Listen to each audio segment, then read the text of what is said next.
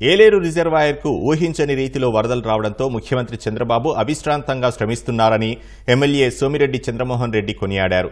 Reverse tendering పేరుతో జగన్ ఏలేరు కాల్వ పనులు జరగనివ్వలేదన్నారు. వరద బాధితులను పరామర్శించడంలో జగన్ ఘోరంగా విఫలమయ్యారని ఆరోపించారు. వరద బాధితులు కష్టాల్లో ఉంటే జగన్ రోడ్ షోలు నిర్వహిస్తూ సెల్ఫీలు తీసుకుంటున్నారని విమర్శించారు. చంద్రబాబు చేస్తున్న సేవలకు దేశం ఆయన్ని ఓ రోల్ మోడల్గా తీసుకుంటుందన్నారు.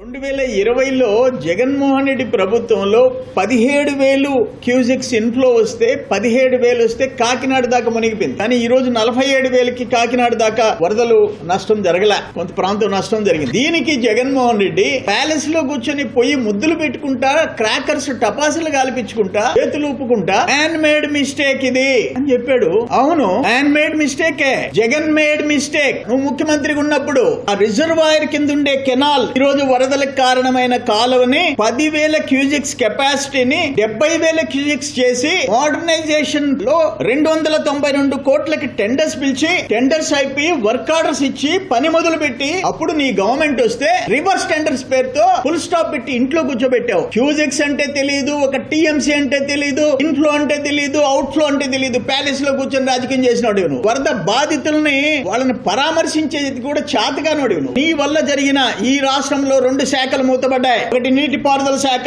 ఇరిగేషన్, 2 వ్యవసాయ శాఖ అగ్రికల్చర్. 2 మూతేశావు. కోస్తా ప్రాంతాన్ని పూర్తిగా నిర్లక్ష్యం చేశావు. ఎందుకంటే పెద్దిరెడ్డి, చిన్నిరెడ్డి వాళ్ళు అడిగిన జిల్లాల్లో వర్క్స్ ఇచ్చి వాళ్ళు అడిగిన జిల్లాల్లో టెండర్స్ పిలిచి వాళ్ళకి ఇంట్రెస్ట్ చేసే వర్కులు కోస్టల్ ప్రాంతంలో ఇరిగేషన్ ని ముంచేసేసావు. నది వరదలు చంద్రబాబు వల్ల నష్టం అంటావు, ఇప్పుడు ఏలేరుది చంద్రబాబు వల్ల నష్టం అంటావు. 2 రాష్ట్రాలు మునిగిపోయి ఉంటే ఏం మాట్లాడుతున్నావు? అసలు నీకు అసలు కామన్ సెన్స్ ఉందా? పిచ్చి ముదిరిపోయింది జగన్మోహన్ రెడ్డి. అరే, చంద్రబాబు నాయుడు ఒక రోల్ మోడల్ గా నిలిచాడని చెప్పి ఈ రోజు దేశమంతా మాట్లాడుకుంటుందా?